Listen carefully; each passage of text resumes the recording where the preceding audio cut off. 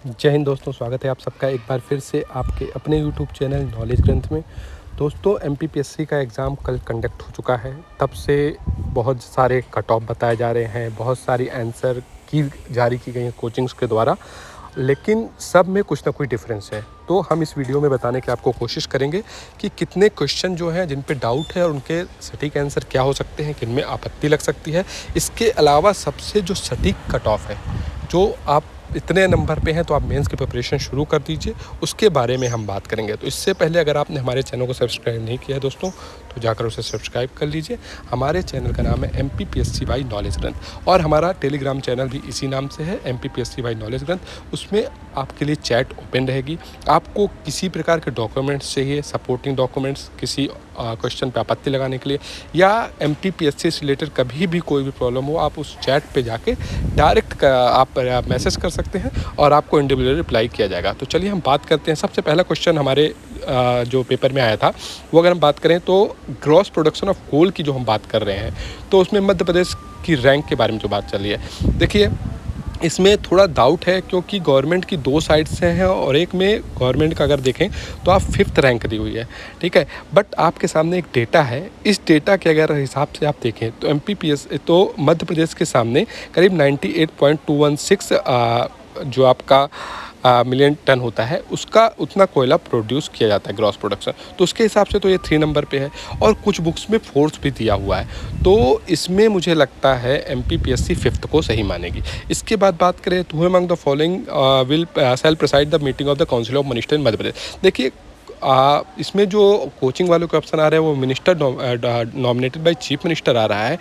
But मुझे जहाँ तक लगता है इसका आंसर जो होना चाहिए ministry of home department, because जो आपका डिप्टी सीएम जो होता है, डिप्टी सीएम जो होता है वो हमेशा होम मिनिस्टर ही होता है। आप सेंटर पे ले लीजिए, स्टेट में ले लीजिए। तो अगर उनका आपके मुख्यमंत्री जी एब्सेंट हैं तो जो आपका प्रिसाइड करेंगे मीटिंग को, वो मिनिस्ट्री ऑफ होम अफेयर्स मतलब गृह मंत्री जो आपके नरोत्तम दास मिश्रा जी हैं, उनको करना चाहिए। तो देखते हैं कि क्या इसका आंसर की देती है आयोग। इसके बाद थर्ड हम क्वेश्चन की तरह देखें तो इसमें लिखा है analyse the statement reference to the national human right commission. तो देखिए, इसमें जो क्वेश्चन मतलब ऑप्शन जो कोचिंग वाले दे रहे हैं उसमें दे रहे हैं स्टेट 1 इज़ द करेक्ट और एक्सप्लेनेशन ऑफ द स्टेटमेंट 2। तो देखिए, स्टेटमेंट वाला क्वेश्चन ही नहीं है ये, इसमें 2 ऑप्शन दिए हुए हैं। और दूसरा ऑप्शन कैसे आपको स्टेटमेंट दे रहा है, इसमें तो पहला ऑप्शन जो बोल रहा है कि human right commission encourages organisation working in the field of human, ये वर्किंग के बारे में बात कर रहा है और दूसरा रिसर्च के बारे में बात कर रहा है। तो दोनों अलग अलग चीज़ के बारे में बात कर रहे हैं। तो मेरे हिसाब से इसका आंसर जो होगा वो डी होगा। Both statement 1 and 2 are true.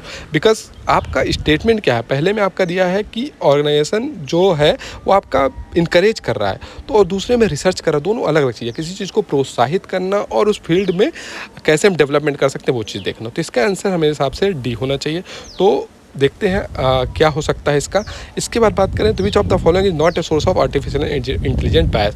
तो इसमें जो बहुत सारे लोग पेपर दे रहे हैं, बट मुझे लगता है इसका आंसर डी एबिलिटी होना चाहिए। क्योंकि मैंने जो एक आपका यहाँ पे देखिए लिखा हुआ है, ये आपका एक बुक से मैंने लिया है कि there are numerous human biases और ongoing identification of new biases increasing the total number of constantly, therefore it may not be possible to have a complete unbiased human mind, so does AI system. तो ये कह रहा है कि ऐसा नहीं हो सकता है कि बिना ह्यूमन माइंड के आप एआई को ऑपरेट कर सके या बायस कर सकें। तो मेरे हिसाब से इसका आंसर जो होगा वो डी एबिलिटी होना चाहिए। देखिए, मेरे हिसाब से तो आयोग को एबिलिटी ही देना चाहिए। पीपल इसका सही आंसर नहीं होगा। लोग इसको जो है इसका सही आंसर नहीं होगा, ठीक है।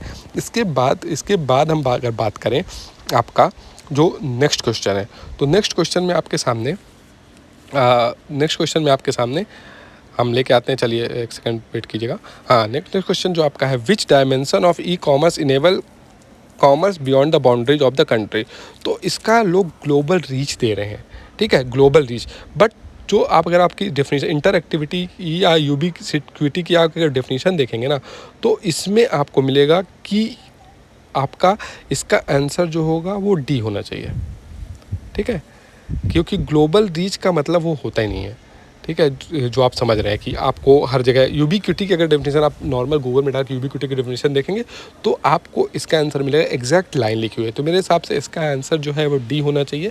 सी इसका आंसर बिल्कुल भी नहीं हो सकता है। तो थोड़ा अमेंडमेंट होना चाहिए जो आपके कोचिंग वालों आंसर कीज आ रही हैं उसमें, ठीक है। तो इसमें भी थोड़ा आप अमेंडमेंट कर लीजिए और मार्क्स को इसमें आप अपने जोड़ सकते हैं। इसके बाद Buddhist cave are not situated in which of the following places. तो देखिए मेरे हिसाब से इसका आंसर जो होगा वो बी, सी और डी दो आयोग का दोनों होना चाहिए, क्योंकि सांची में भी नहीं है और बुलसार में भी नहीं है। तो जिन्होंने सांची लगाया है उनका भी आंसर बिल्कुल सही है और जिन्होंने बुलसार लगाया है उनका भी आंसर बिल्कुल सही है। ठीक है, क्योंकि सांची में केव नहीं है कोई। ठीक है, आप स्तूपा पा सकते हैं बट वहाँ पे कोई केव नहीं है, और बुलसार में तो बिल्कुल इससे रिलेटेड ही नहीं है बौद्धिज्म से। तो इसलिए ये आपका इसका आंसर जो होगा सी और डी दोनों होगा। तो इसमें भी आप लोग थोड़ा अमेंडमेंट करके अपने आप को देख सकते हैं, अपने आंसर को थोड़ा अमेंड कर लीजिए, जोड़ लीजिए। और इसके अलावा आपको कोई भी अगर प्रॉब्लम आ रही है कि कहाँ से मिल सकता है इसके बारे में, तो आप बिल्कुल टेलीग्राम पे जाके पहले जुड़िए और चैनल को सब्सक्राइब कीजिए। उसके बाद हम आपको बताएंगे कि आपको कहाँ से ये सब डिटेल मिलेंगे। इसके बाद हम कट ऑफ की अगर बात करें, ठीक है, तो कैटेगरी वाला कट ऑफ अगर आपके अनरिजर्व में 150 से 152 नंबर है तो मेंस की तैयारी में बिल्कुल जुड़ जाइए दोस्तों। अनुसूचित जनजाति में 136 से 140 है, बिल्कुल जुड़ जाइए। एसटी में 126 से 128 नंबर है तो बिल्कुल आपका क्लियर है। ओबीसी में 140 से 144 और ईडब्ल्यूएस में अगर बात करें 138 से 142। तो ये होने वाले हैं आपके जो cut off, final cut off यही रहेगी या इसके आसपास ही रहेगी। एक आध क्वेश्चन का फ़र्क पड़ सकता है, इससे ज़्यादा कोई फ़र्क पड़ने वाला नहीं है। पेपर अगर देखें तो थोड़ा मॉडरेट टाइप का था, लोग टफ़ बोल रहे हैं या मॉडरेट बोल रहे हैं, बिल्कुल बोलना नहीं चाहिए। बिकॉज ये जो पेपर है ना, ये अभी जो है थोड़ा एमपी की लीग से हट के आया है। एमपी से ज़्यादा क्वेश्चन पूछे नहीं गए, फैक्ट वाइज क्वेश्चन कम पूछे, इसलिए लोगों को ऐसा पेपर टफ लग रहा है। बट जो क्वेश्चन का लेवल है वो यही होना चाहिए दोस्तों।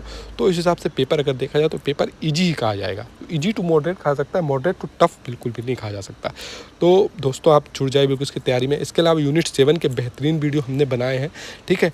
तो इसमें एक क्वेश्चन जो आपका आया था तो जॉइंट्स वाला, तो वो आप जाकर देखिएगा हमारे